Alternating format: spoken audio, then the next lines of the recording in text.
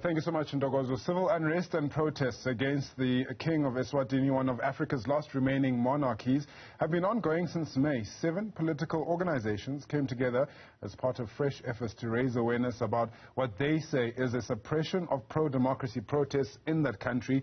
In Mpumalanga and KwaZulu-Natal, protesters descended on the old Oshuk and Golela border checkpoints in efforts to halt economic activity traveling to Eswatini. To join us to discuss the impact of the protest in Eswatini is the Minister of Commerce, Trade and Industry, Senator Manqoba Khumalo. A very good morning to you, Minister. Thank you so much for your time this morning. It was a 6-hour blockade of those two border posts that I've mentioned in my intro there. Can you just tell me about what you make of the situation and what was your immediate reaction to the protests? A very good morning to you, and thank you for hosting us this morning. First of all, just to convey on behalf of the Kingdom of Eswatini our condolences and sympathies for the tragedy that has been happening in KwaZulu-Natal due to the floods. Our prayers and thoughts are with all the families that are affected there. Yes, we've experienced a blockade on the 19th of April in a number of our borders that was organized mainly by the EFF, as we understand it, in South Africa. We just want to state that according to our SACO agreement of 2002, Section 5 of that agreement speaks to the free movement of goods and specifically speaks to the fact that as member states we should ensure that there are no restrictions, particularly quantitative restrictions for the movement of goods.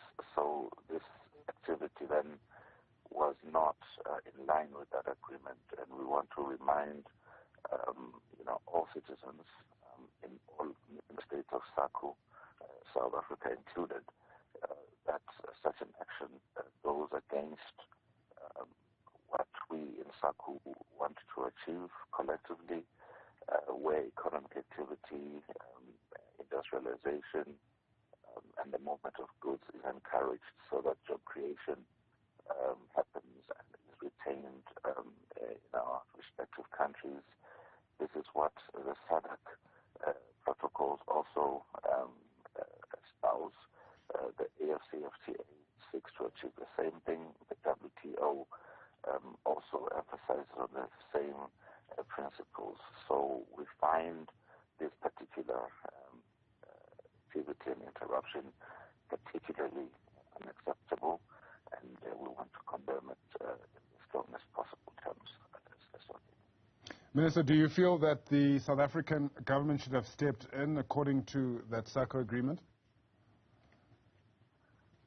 We are aware, acutely so, that the South African government is fully behind SACO ideals and is looking to ensure that each member state in SACO achieves the best economic activity, simply because it is in our mutual interest to do so. The reason why we have illegal immigration into countries that have bigger economies is when countries that are smaller, like ourselves, are suffocated economically, and those people then migrate to countries that have bigger economies and bigger opportunities, and cause untold problems of job displacement to the citizens of those countries. And South Africa, we believe, is facing this problem simply because of instability that is happening in some of the neighboring countries. We do not want Eswatini to go deeper into this problem because it will cause other unintended consequences in the region. Can we talk about some of the effects that this strike in particular had on the various economic sectors, particularly manufacturing? Specifically, this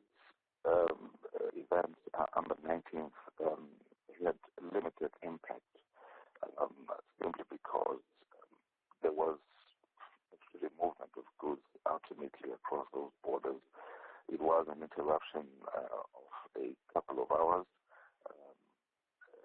in our major border post in Oslo. And we believe mainly it was on the South African side that movement was restricted. What concerned us, though, was we have received reports that are still being investigated, that members of the EFF in particular broke through the border gates forcibly and illegally without following immigration processes, and actually encroached into our territory in Eswatini before the South African police brought that whole issue under control, fortunately. And then after a couple of hours, order was restored, so goods were able to move across. Be that as it may, though, I think it is important to highlight the fact that this causes uncertainty, it causes fear, it causes safety, and it does make investors and business people in Eswatini jittery. And I think that's the intention of these blockades, as opposed to the actual disruption in the long term. It is to create, a business impact. It is to also create joblessness. And Eswatini are acutely aware of this lately. They are concerned that as we talk about differences in political ideology, let us not cut off our noses to spite our faces, meaning that let us be careful not to cause people to lose jobs and not to cause poverty to escalate and not to cause unemployment to rise. And I do not believe this is the intention of the EFF in particular, because if you do that, you will disaffect the very same people that you think you are assisting. Absolutely, but causing economic disruptions, which I believe was the mandate of this closing of the borders, would, I suppose, have those side effects, Minister. Let's talk about the fact that there have been protests in recent months in Eswatini, and we've seen an increase of those protests. What has that done for the economy of the country? Our economy has proven to be particularly resilient. We have just seen the latest numbers from the IMF stipulating that our economy last year grew by 2.1%. This is in spite of COVID. This is in spite of the effects of the unrest. And this is really due to the people of Eswatini saying, yes, we have had these challenges, but we want to rise above these challenges and also ensure that orders are fulfilled, ensure that lost hours are recovered. The people of Eswatini have a very strong work ethic, and the capability in general is very high. Literacy is 89%, so the rate of recovery would typically be impressive. Be that as it may, we have seen continued and insensate attack on individuals by the so-called agents of change in Eswatini, and I would just want to highlight, that we've seen schools being burnt continuously since June of 2021. We've seen police posts, we've seen police houses, minister residences, MPs' residences, the homes of witnesses in cases that are ongoing in court being burnt, former politicians' homes. Even media houses have suffered arson attacks when they believe that the reports that are being carried are not in their favor.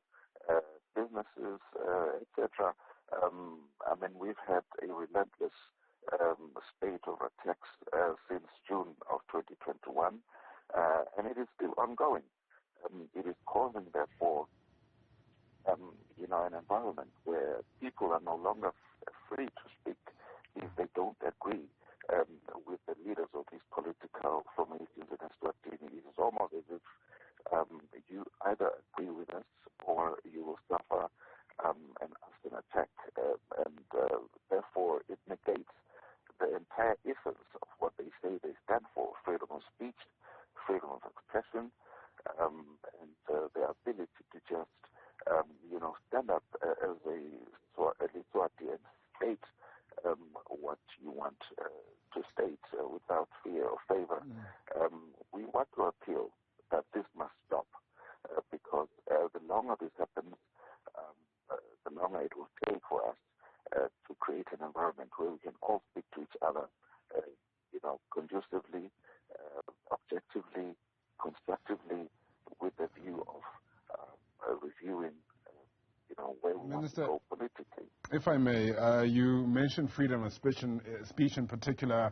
There was an Isibaya held last year, and we've had or received reports that attendees of the Isibaya aren't able to speak freely either, particularly if it's against the king or the government. And there are rumors that is also now something that's being clamped down on by the government. We saw a SADC special meeting that was supposed to happen with Eswatini on the agenda. It was removed. The country was removed as an agenda point of that meeting. What do you make of Eswatini's response to these pro-democracy protests? Well, I'll make a few points. The first is His Majesty has called for a national dialogue through Isibaya. Now, please note that Isibaya is and has always been in our constitution has the platform where dialogue is done, or at least is initiated. This is what we've always done. The constitution that we have currently was reviewed between the years 2002 and 2005. It was a 3-year process, and it was all centered around Isibaya.